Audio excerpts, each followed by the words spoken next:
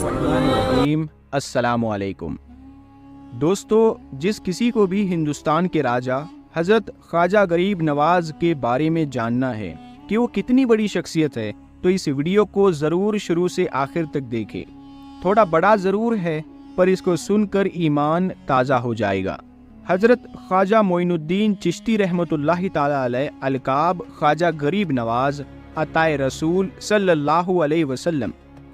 कहा जाता है कि आपकी विलादत संजर, जो मुल्क ईरान के इस्फहान शहर में है, जो खुरासान के करीब में है, वहाँ 530 हिजरी में आपकी विलादत हुई।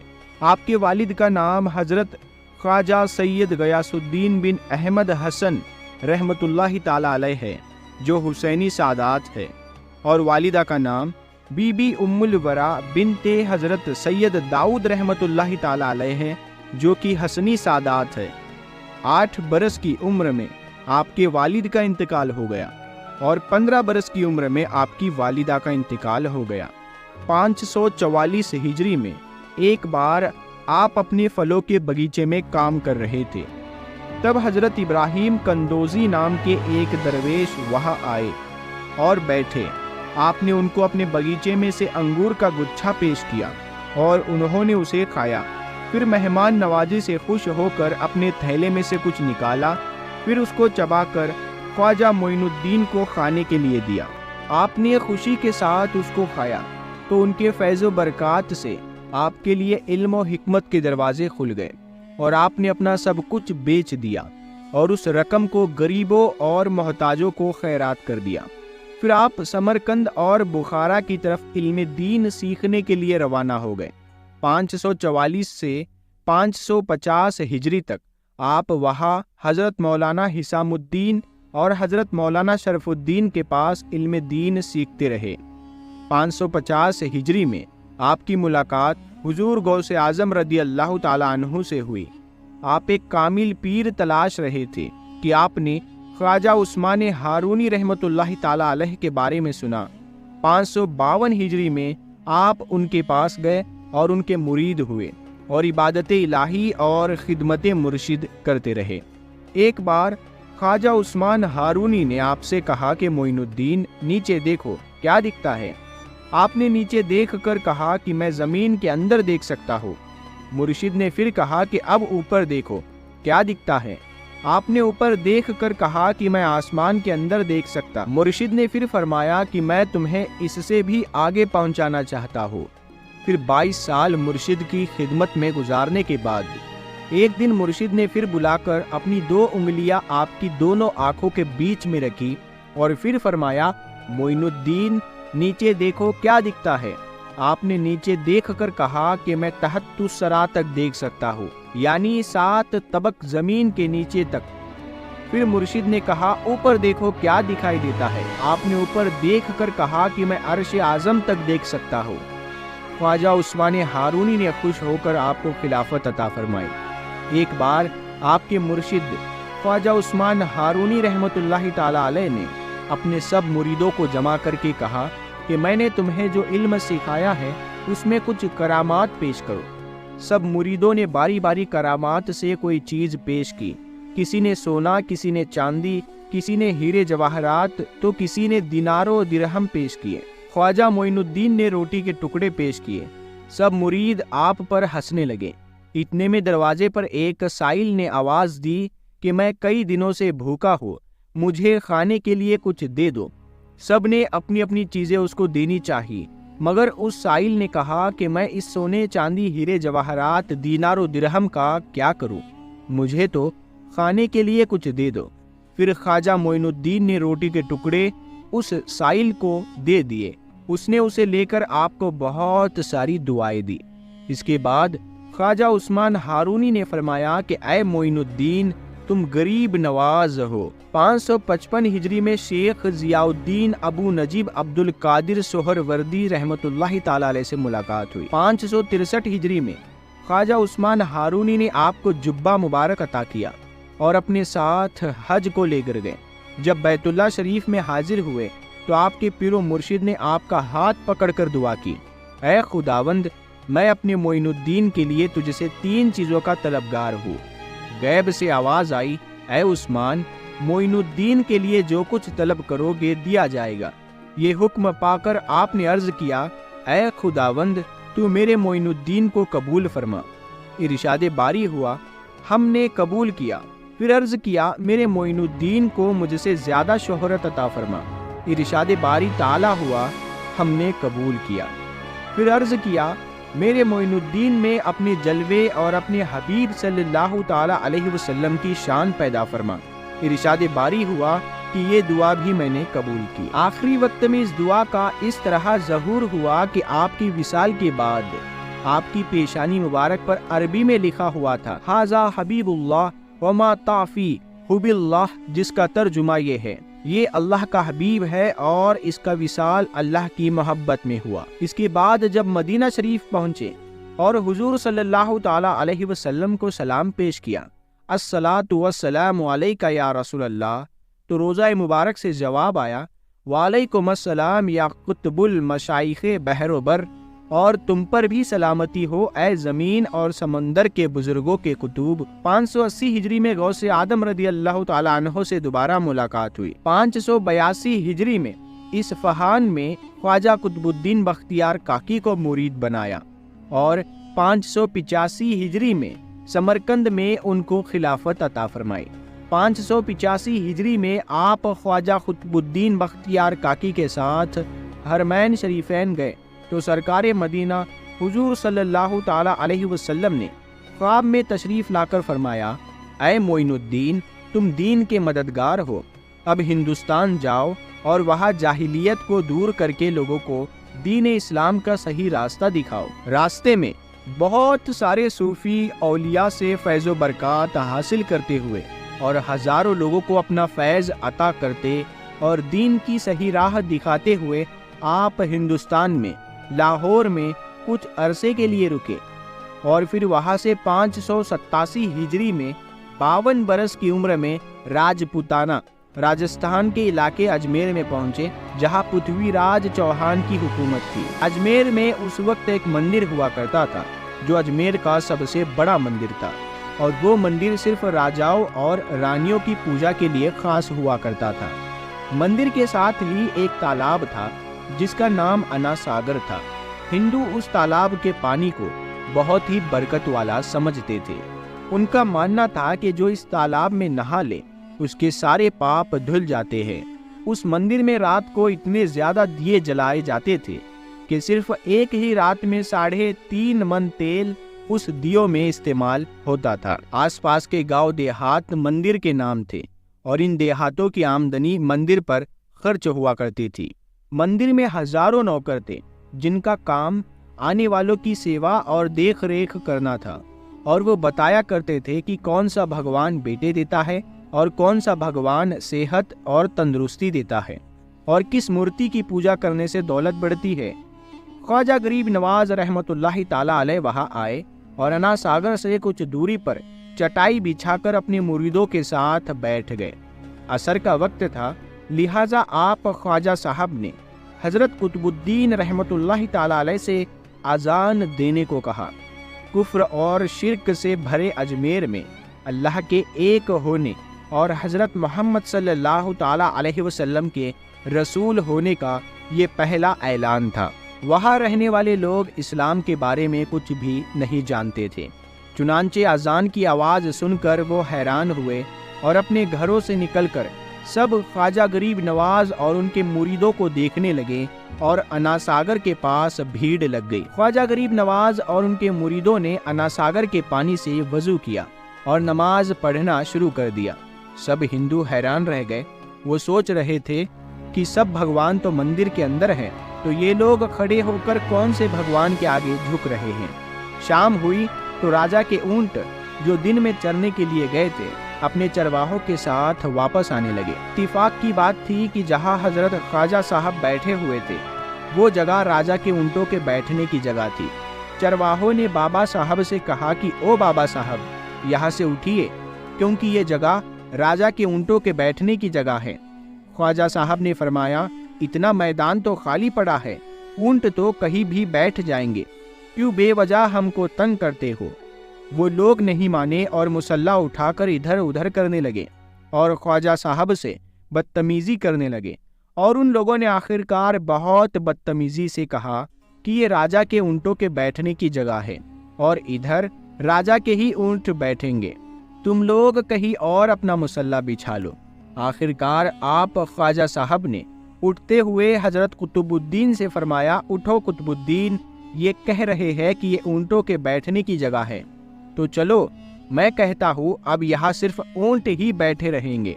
یہ کہہ کر آپ خواجہ صاحب اپنے ساتھیوں سمیت وہاں سے اٹھ گئے، اور اگلی صبح جب اونٹوں کو چرانے کے لیے لے جانے کا وقت آیا اور چرواہوں نے اونٹوں کو اٹھانا چاہا تو انہیں پتا چلا کہ اونٹ اٹھ نہیں پا رہے ہیں۔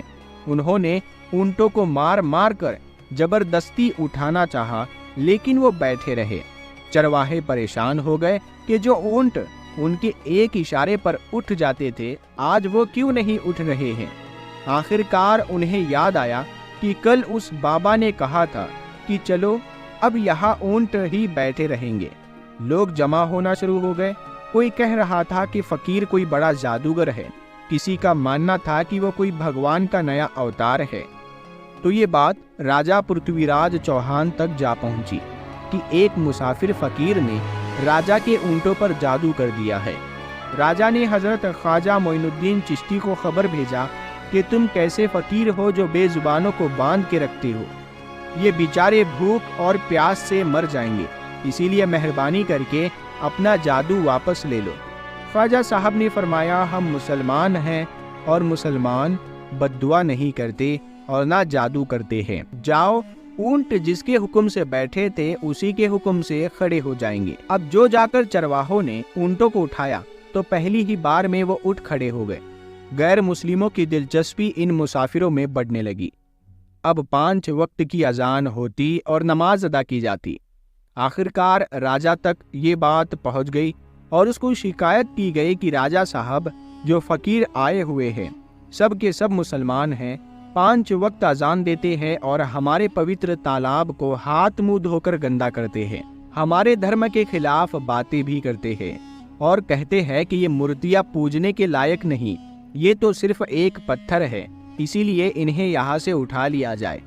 راجا پرتھوی راج چوہان نے فقیروں کو خبر بھجوایا کہ تم لوگ گوشت کھاتے ہو، ہمارے دھرم کے خلاف بولتے ہو، اور تو اور ہمارے پوتر تالاب کو اپنے ہاتھ منہ دھو کر گندا کرتے ہو، جو ہم قطعی برداشت نہیں کر سکتے۔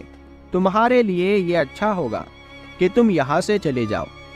خواجہ صاحب نے فرمایا، اور بھی تو دنیا آتی ہے، صرف ہمارے ہی پانی لینے سے آخرکار کیا فرق پڑ جائے گا؟ راجا کہنے لگا، وہ سب ہمارے دھرم اور ہمارے مذہب کے لوگ ہیں اور تم دوسرے دھرم کے ہو، آئندہ تم لوگوں نے تالاب کو ناپاک کیا تو ہم تم لوگوں پر سخت کارروائی کریں گے۔ خواجہ صاحب نے حضرت قطب الدین رحمۃ اللہ تعالی علیہ سے فرمایا، اے قطب الدین، شاید یہ لوگ آئندہ ہمارے پانی لینے پر کوئی پریشانی کھڑی کریں گے، جاؤ ایک مشکیزہ پانی لے آؤ۔ حضرت خواجہ قطب الدین بختیار کاکی نے فرمایا، چلیے ہم اپنا پیالہ بھر لیتے ہیں۔ ان لوگوں نے ان کو پیالہ بھرنے سے منع کر دیا، لیکن پھر بعد میں جا کر وہ لوگ اس شرط پر مان گئے کہ تمہارے جسم پانی سے نہ چھوئے تو ہم یہ پیالہ تم کو بھرنے دیں گے۔ پیارے دوستو، حضرت خواجہ قطب الدین رحمۃ اللہ تعالی علیہ تالاب کی سیڑھیوں پر جا بیٹھے اور اپنے پیالے کو پانی میں ڈبو دیا۔ جب وہ پیالہ بھر گیا تو حضرت خواجہ قطب الدین رحمۃ اللہ تعالی علیہ نے وہ پیالہ اوپر کھینچ لیا، لیکن پھر کیا تھا، جب وہ پیالہ پانی سے باہر آیا، اناساگر کا سارا پانی سوکھ گیا اور اناساگر کی تہ میں سوکھی ریت اڑنے لگی، مانو ایسا معلوم ہو رہا تھا کہ سارا اناساگر اس چھوٹے سے پیالے میں سما گیا ہے۔ اناساگر کو سوکھنا تھا کہ پورے اجمیر میں کوہرام مچ گیا، گلی محلے میں چیخو پکار اور آہو کی آوازیں شروع ہو گئی۔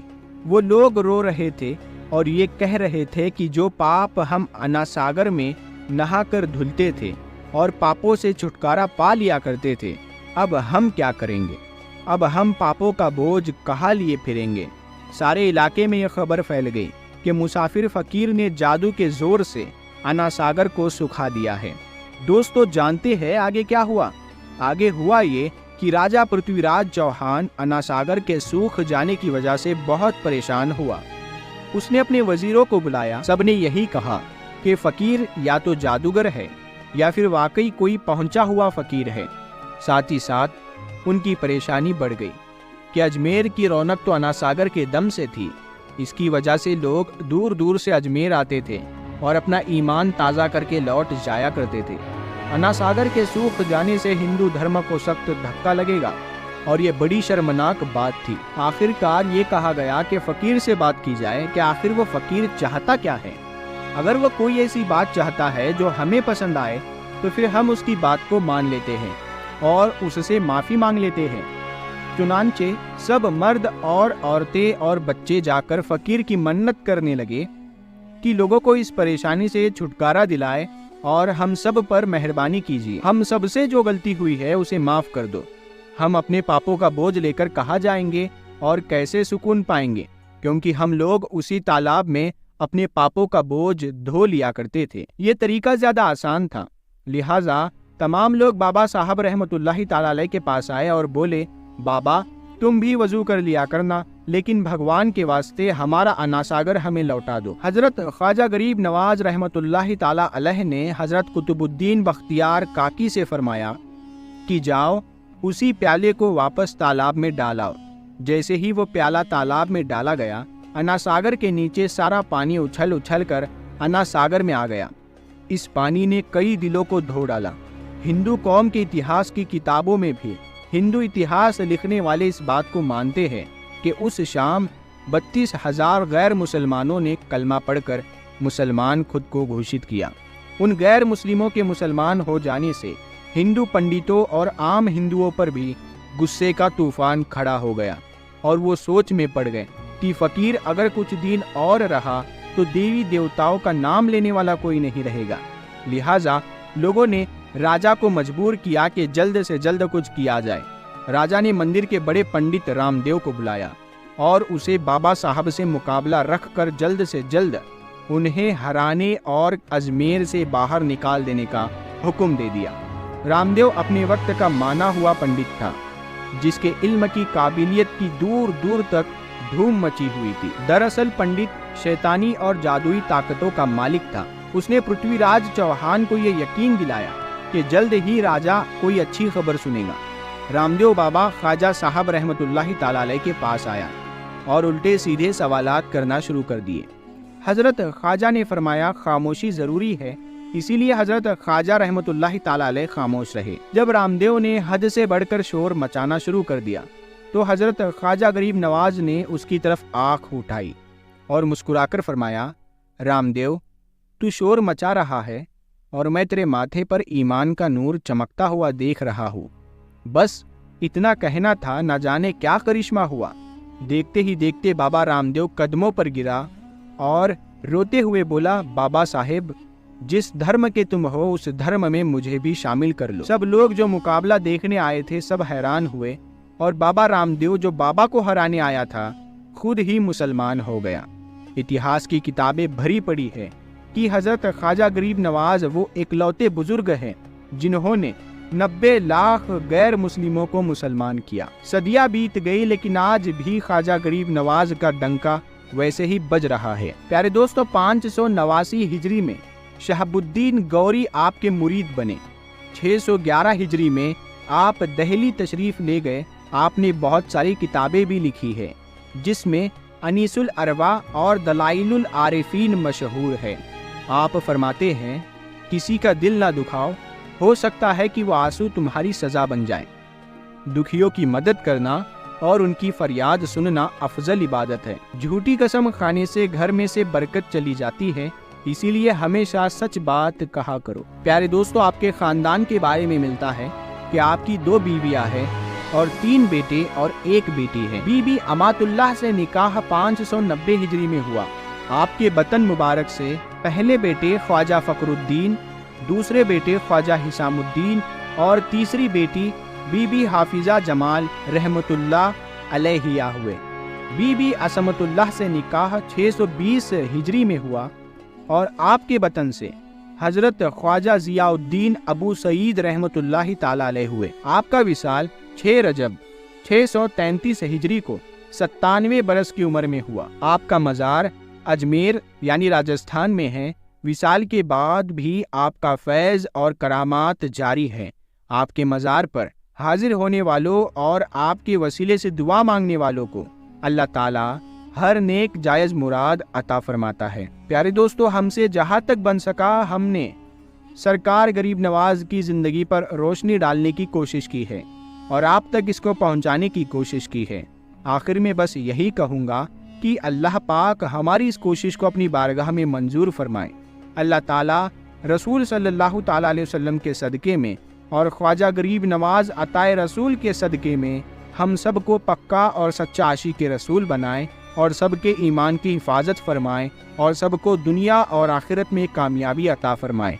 आमीन।